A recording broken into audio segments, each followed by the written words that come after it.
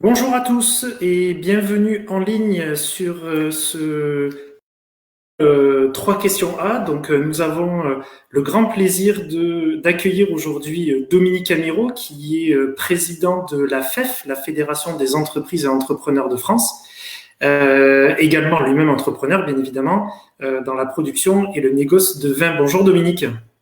Bonjour. On est vraiment ravis de vous accueillir parmi nous pour cette session de trois questions A avec votre regard, votre scrutateur de filière dans la distribution. Et ça nous intéresse justement d'avoir votre avis sur un petit peu ce que l'on vient de vivre et ce que l'on continue à vivre. Toute première question que l'on a envie de vous poser, c'est au niveau alimentaire, est-ce que, avec un peu de recul, vous arrivez à analyser, comment vous analysez ce qui s'est passé pendant cette période de confinement? Écoutez, c'était une période effectivement inédite parce que on a créé de la terreur un peu partout, ça a créé des désordres et ça a changé un peu nos habitudes.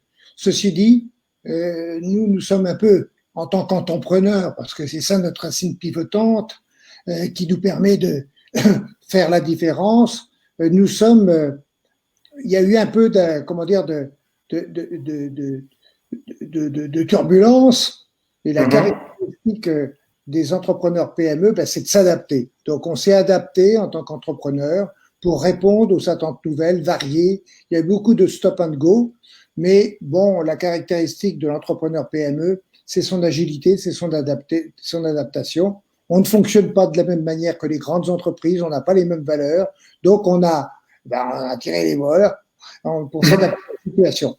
Mais j'ai vécu cette période en tant que consommateur et citoyen, et bien entendu, c'est intéressant aussi parce qu'on voit les deux aspects, l'aspect entrepreneur qui est fournisseur PME de la distribution, qu'elle soit de la grande distribution, que ce soit de la restauration hors domicile. Et puis d'un autre côté, qui est le côté consommateur et le côté citoyen.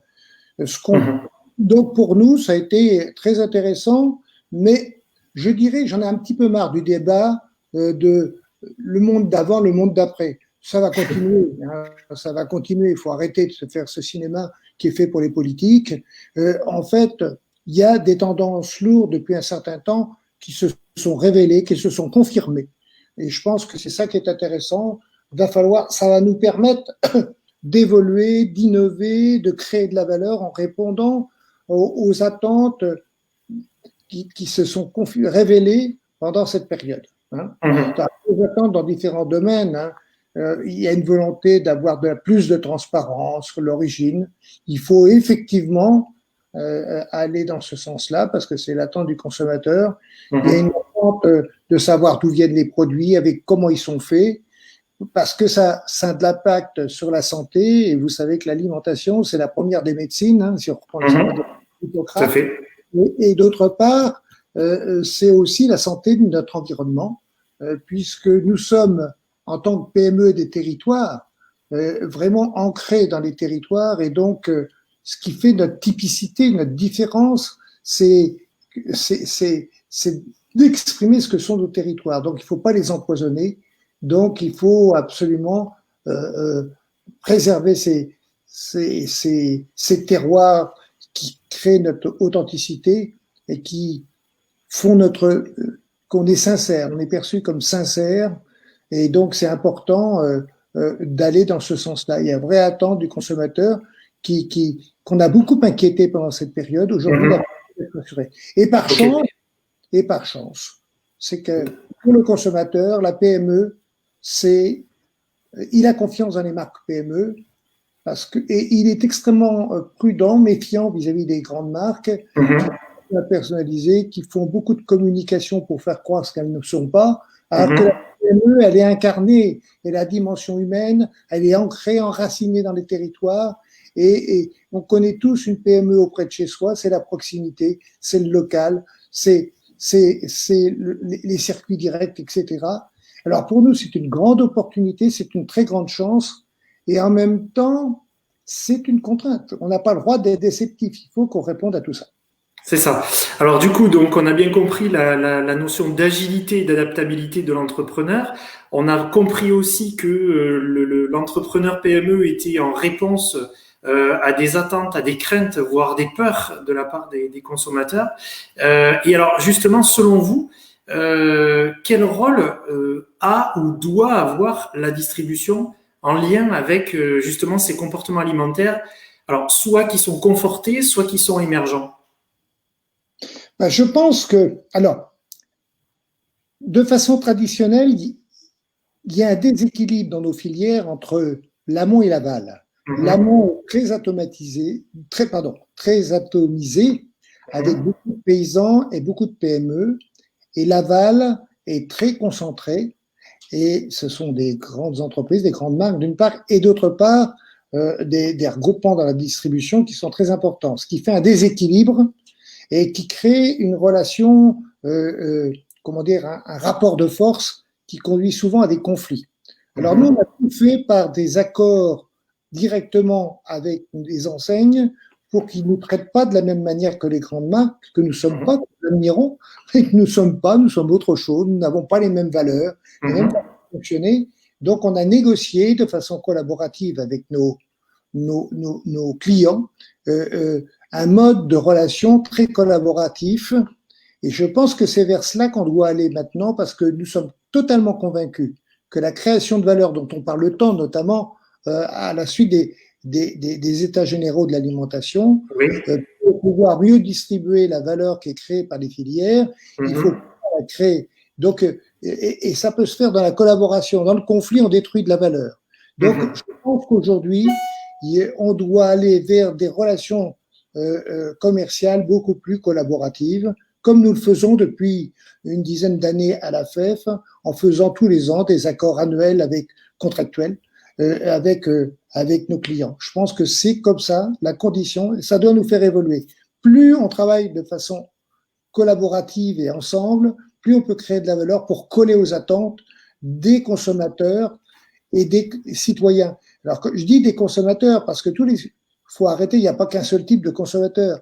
Et Les oui. consommateurs sont de plus en plus, ont des attentes de plus en plus fragmentées et même Mhm. le consommateur peut avoir plusieurs attentes différentes. Par exemple, avoir plus de local ou parfois plus de prix, ça dépend ce qu'il choisit.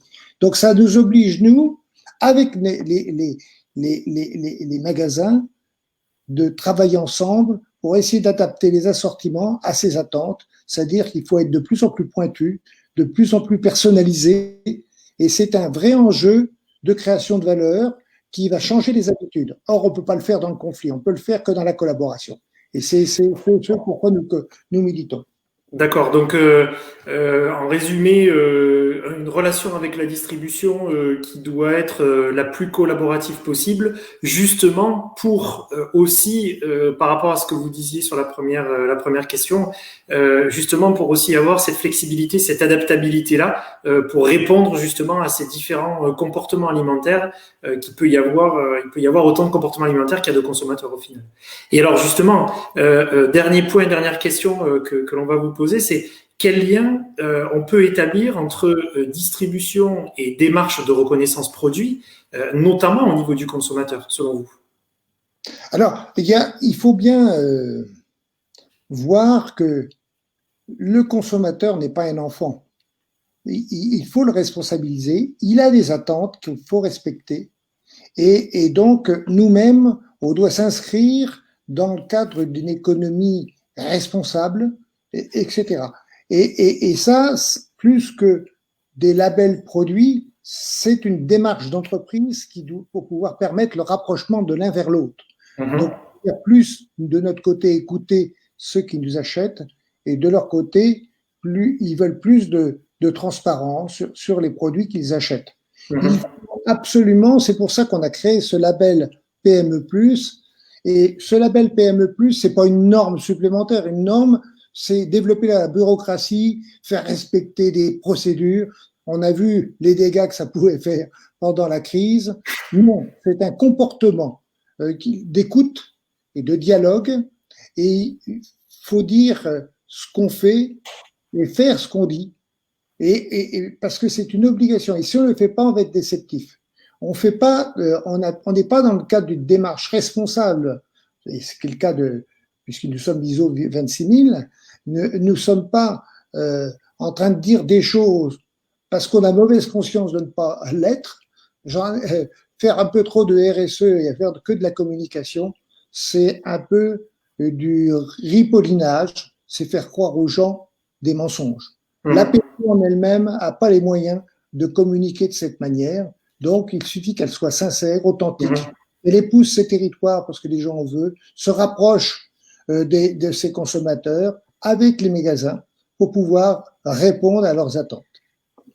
Alors, ça fait écho à…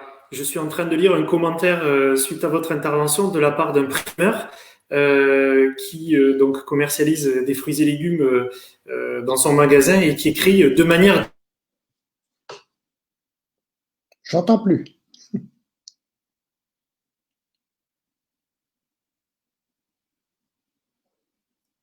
Allô? Allô, allô? Oui, ça y est, on est revenu. On a une mini coupure. Donc je disais qu'on a un primeur qui nous écrit de manière transversale en toute transparence. Donc ça fait complètement écho à ce que vous êtes en train de dire. Donc cette notion de transparence pour le consommateur qui est vraiment importante, dire vrai, dire juste et dire vrai, dire juste et dire juste ce qu'il faut. Ce qui permet effectivement d'être sincère et véritable envers le consommateur. J'en profite pour faire le lien avec le label PME+, dont vous venez de parler. Donc, la FEF et Demain la Terre travaillent en étroite collaboration sur un échange et une plateforme de reconnaissance entre les deux démarches, donc PME+, et Demain. Je n'entends plus. Je n'entends plus. Je n'entends plus. Ah. Je n'entends plus. Ça y est, on a à nouveau été coupé. Donc voilà, c'était justement pour le mot de la fin, cette logique de relation partenariale que l'on a entre la FEF et Demain la Terre. Dominique Amiro, encore un. Tout à fait. Tout à fait. Et je trouve que ça, elle est extrêmement riche. On a des expériences différentes et complémentaires, des pratiques qu'il faut qu'on échange, c'est très important. Il y a peu de temps, puisqu'elle est réélue présidente, Christiane Lambert, je lui en ai parlé, elle est tout à fait ouverte vers nous et elle souhaite qu'on développe la collaboration, qu'on travaille plus en réseau. Et ça, je crois que c'est fondamental pour pouvoir répondre à ces différentes attentes des consommateurs. Il faut qu'on dialogue, il faut qu'on échange des expériences, il faut qu'on échange nos pratiques pour qu'on aille vers ces différentes attentes très diverses des consommateurs, de façon plus précise, de façon plus juste, comme le disait tout à l'heure l'une des personnes avec qui on est en conversation. Pas de souci. C'est effectivement la logique d'échange et de bons échanges qui sera le mot de la fin. Voilà, c'est ça. Merci beaucoup Dominique, en tout cas de votre intervention. On a eu quelques petits loupés au niveau des connexions internet réciproques, mais on y est arrivé malgré tout. Donc merci beaucoup de vous être rendu disponible. Mais on s'habitue, on est agile et ça fait partie de la vie. C'est ça, exactement. Quand on prend le bateau, c'est comme le skipper. Il y a toujours des imprévus, mais c'est ça qui est formidable. À chaque fois qu'on expérimente quelque chose de nouveau, on apprend. To test, to learn. Exactement. Parfait. Merci encore Dominique et à bientôt. À bientôt, merci Marc. Au plaisir, au revoir. À bientôt, au revoir.